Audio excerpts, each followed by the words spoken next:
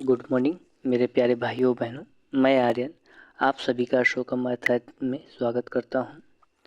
मेरे प्रिय दोस्तों, मैं आप ही तरीके से एक विद्यार्थी हूं। यदि वीडियो अच्छा लगे तो लाइक शेयर और सब्सक्राइब करके हमें ज़रूर सपोर्ट करिएगा। आपका बहुत बड़ा आभार होगा। आज हम सीटेट 2026 के लिए मैथ का जो पेडागोजी है, जो लेटेस्ट आपका टैग वर्ड है वो आपके समक्ष लाए हैं। पॉजिटिव निगेटिव दोनों लाए हैं। तो आइए क्लास शुरू करते हैं। इसके बाद हम मैथ का जो है मैराथन आपके समक्ष लाएंगे। तो यहाँ से शुरू करते हैं। पहला जो आपका पॉजिटिव टैग वर्ड होगा, इस पर आपको ध्यान देना है विशेष। तर्क या तार्किक की अगर कभी बात की जाए मैथ में, तो वो आपका पॉजिटिव वर्ड होगा। ऑप्शन में आपका वही आंसर आपका सही हो जाएगा। ठीक है। तर्क की बात जहाँ की जाए मैथ में और तार्किक की बात की जाए, तो वहाँ आपका क्या है, ये पॉजिटिव वर्ड है, वो आपका सही होगा। आगे आप उसमें देख सकते हैं। जैसे वास्तविक जीवन से जोड़ना अगर कहीं आ गया, तो जब भी आप मैथ पढ़ाएंगे तो उसे रिलेटेड करेंगे, वास्तविक जीवन से जोड़ कर पढ़ाएंगे उन्हें, छोटे छोटे बच्चों को। आपको विशेष ध्यान देना है कि विद्यार्थी जो होता है, छोटा बच्चा जो होता है, उसको हमें किस में रखना है, सेंटर में रखना है। ठीक है। विद्यार्थी को हमें केंद्र में रखना है, उसके हितों की ही हमेशा बात करनी है। उसके हितों की हमेशा बात करनी है। विद्यार्थी को केंद्र में रख के अगर आप एग्जाम देंगे तो आपका क्वेश्चन गलत नहीं होगा। बड़े से बड़े क्वेश्चन बड़े आसानी से हल हो जाएंगे। वास्तविक जीवन से जोड़ने का तात्पर्य क्या है? जैसे मान लो हमें बताना है 2+3 बराबर कितना होता है। हम कहेंगे बेटा कितना होगा, 5 होगा। तो उसे हम ये 2 पेन दे देंगे और 3 पेंसिल दे देंगे, और उसके बाद हम उसे काउंट करवाएंगे कि बेटा इसको देखो कितना है, तो वो बताएगा सर ये 5 है। तो उसे हम कोई भी मैथ का क्वेश्चन होगा जैसे छोटे बच्चों के लिए, तो उसे हम मैथ वास्तविक जीवन से जोड़ना सिखाएंगे ताकि वो और अच्छे से सीख जाए। ठीक है। अधिगम के अवसर अगला देखिए। हमें जो सीखने का अवसर प्रदान करना है, प्रत्येक बच्चों को सीखने का अवसर प्रदान करना है। जैसे एक बच्चे को खड़ा करा के ये क्वेश्चन पूछ लिए, उसको पेंसिल दे दिए। अगले बच्चे को हम खड़ा करा दिए और उसके बोल दिए 3 पेंसिल दे दिए, और 3 उसको 5 दे दिए। 5 पेंसिल हम उसको दे दिए। 5 पेंसिल देने पे हम ये बोले बेटा इसमें 5 पेंसिल में से राम को बोले। ठीक है, किसको बोले, राम को बोले कि बेटा ये 5 पेंसिल में से तुम 3 पेंसिल जो है श्याम को दे दो। किसको दे दो, श्याम को दे दो। श्याम को दे दो। जब वो श्याम को दे देगा तो तुम्हारे पास कितना बचेगा बेटा, तो बोलेगा 2 पेंसिल बचेगा सर। तो इस तरीके से प्रत्येक बच्चे को एक प्रकार से अधिगम के अवसर आपको प्रदान करने हैं। जहाँ पे अधिगम के अवसर की बात की जाए वो आपका पॉजिटिव वर्ड होगा, तो आप उसे ही सही करेंगे। ठीक है। अगला देखिए, व्यापक विकल्प। व्यापक विकल्प मतलब ऑप्शन उसके पास बहुत होना चाहिए। ठीक है। उसे कुछ भी बोलने का अवसर प्रदान करना चाहिए, वो उसके पास ऑप्शन बहुत होने चाहिए। एक ही चीज़ को बोलने के कई ऑप्शन उसके पास होने चाहिए, हल करने के कई ऑप्शन होने चाहिए। व्यापक विकल्प का मतलब। ठीक है। ये भी आपका पॉजिटिव वर्ड होगा। गणितीय समझ, ये आपका समझ। ठीक है। गणितीय समझ या चिंतन, गणितीय समझ या चिंतन। गणितीय समझ में होना, विकसित होना जरूरी है, और गणित में भी चिंतन की आवश्यकता होती है। अगर आप जितना बढ़िया अच्छे से चिंतन करेंगे, जितना आप तर्क लगाएंगे वहाँ पे, उतना आपको एनालिसिस में आपको बेहतर रिजल्ट मिलेगा। तो इसमें चिंतन की आवश्यकता होती है, सोच विचार करना पड़ता है इसमें। तो ये गणित की, ये भी आपका क्या है, पॉजिटिव वर्ड है। गणित शिक्षण जब भी हम करते हैं तो उसमें प्रोत्साहन, विस्तार या व्यापक, ये हर एक टैग वर्ड है।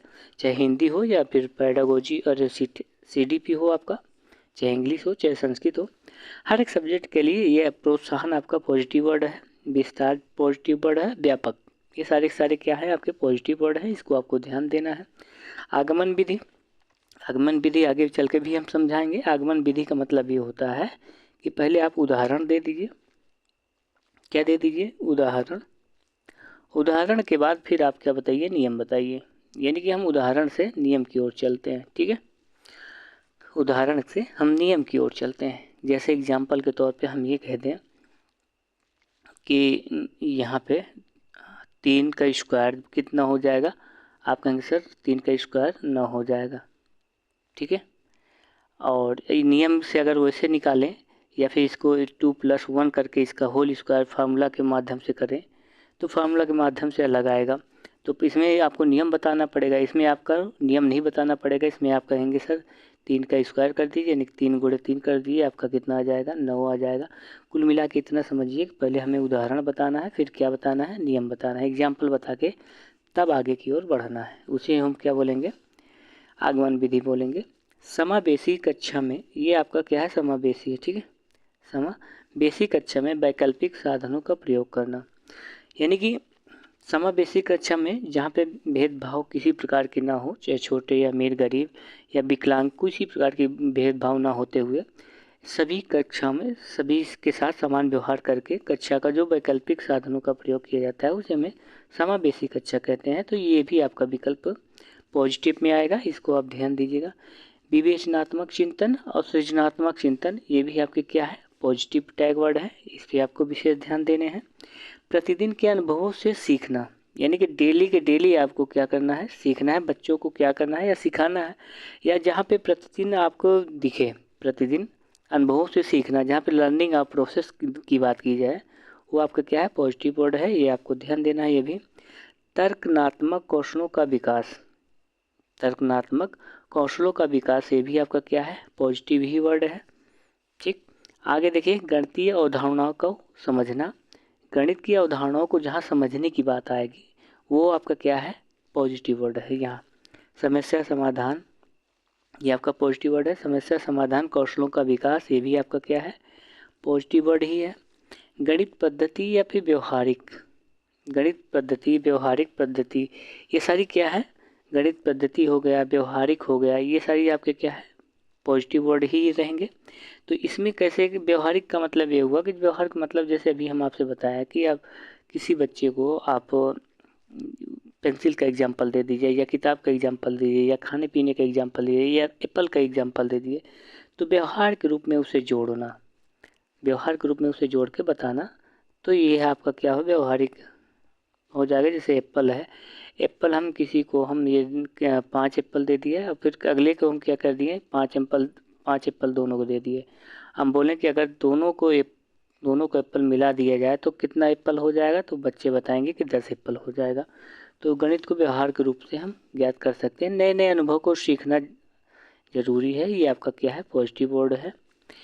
सुव्यवस्थित एवं स्पष्ट करना, किसी भी टॉपिक को या किसी भी सब्जेक्ट को सुव्यवस्थित ढंग से करना और उसे स्पष्ट रखना ही आपका क्या है, ये भी पॉजिटिव वर्ड है। अवधारणात्मक ज्ञान समझ, ये आपका क्या है, पॉजिटिव वर्ड है।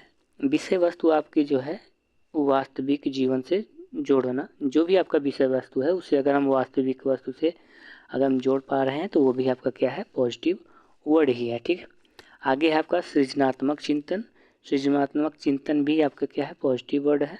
पॉजिटिव वर्ड में जब भी अगर प्रयोग की बात किया जाए, प्रोत्साहन की बात किया जाए, विस्तार की, व्यापक की बात किया जाए, तो ये सारे सारे आपके पॉजिटिव वर्ड होते हैं। इसको आप बाई ऑप्शन देख के टिक मार सकते हैं कि हमारे कौन से पॉजिटिव वर्ड है। तो ये सारे रहे आपके पॉजिटिव वर्ड। थोड़ा सा हम शिक्षण विधि के बारे में देख लेते हैं। जैसे आगमन विधि है, आगमन विधि में कह रहा है उदाहरण से नियम की ओर हम चलेंगे, विशेष से सामान्य की ओर चलेंगे, सूक्ष्म से स्थूल की ओर चलेंगे। ये हमारे क्या है, आगमन विधि के नियम है, इसको आपको विशेष ध्यान देना है। ये ऐसे हूबहू ऐसे आपके आंसर में मैच करेगा, तो आप इसे मिलान करके चेक कर लेंगे। निगमन विधि देखिए, निगमन विधि सेम आगमन विधि का अपोजिट होता है, यानी कि उल्टा होता है, ठीक है। कितना होता है, उल्टा होता है। तो उल्टा होने का मतलब ये है, ये आपका उदाहरण से नियम की ओर चल रहा था, ये नियम से उदाहरण की ओर चलेगा, और यहाँ समान से विशेष की ओर चलेगा, ये स्थूल से सूक्ष्म की ओर होगा, ठीक है। तो ये आपका क्या हो जाएगा, निगमन विधि।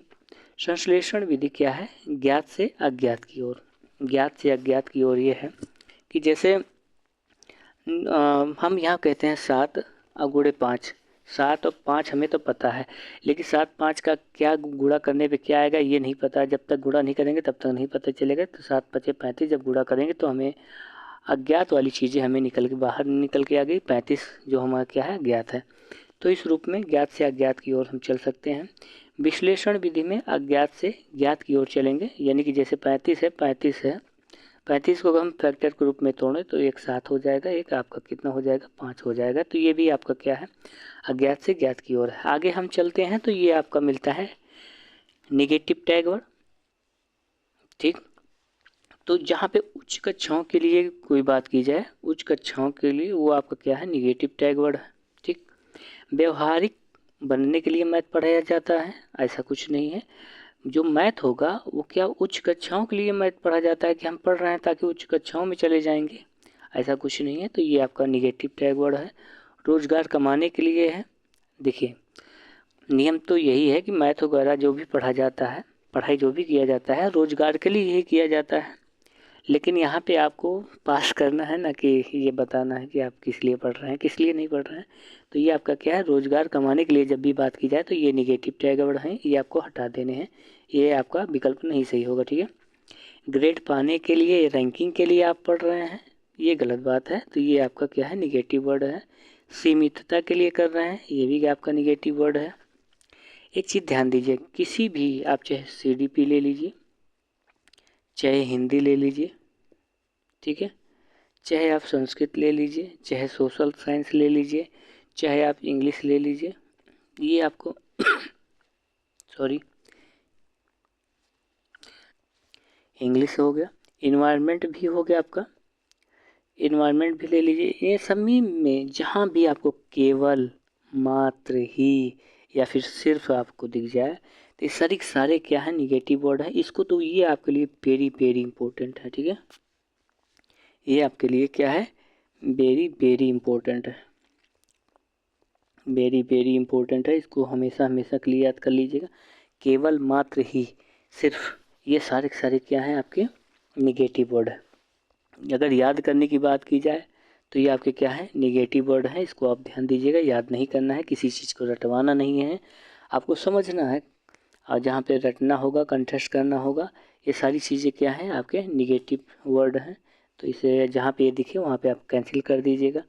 केवल अभ्यास की बात की जाएगी तो यहाँ भी कर कैंसिल कर दीजिएगा, सब निगेटिव वर्ड है। केवल की बात कर रहा है, देखो ये मिल गया ना यहीं पे। केवल अभ्यास की बात की जाएगी तो ये आपका निगेटिव वर्ड होगा।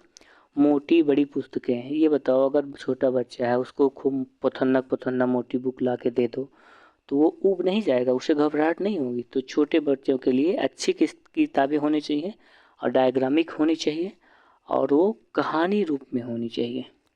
ठीक है, कहानी रूप में होनी चाहिए ताकि बच्चों को समझ में आ जाए। तो ये आपका क्या है, निगेटिव वर्ड ये भी है।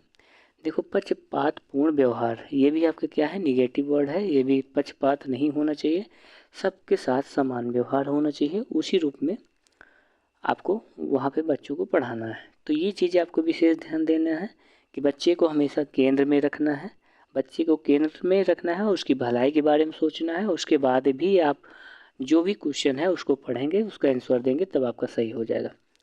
उच्चतर पढ़ाई के लिए तैयार करना, ये नेगेटिव वर्ड है। हम मैथ इसलिए नहीं पढ़ते या अदर चीज़ सब्जेक्ट इसलिए नहीं पढ़ते कि उच्चतर पढ़ाई के लिए हम तैयार हो सकें।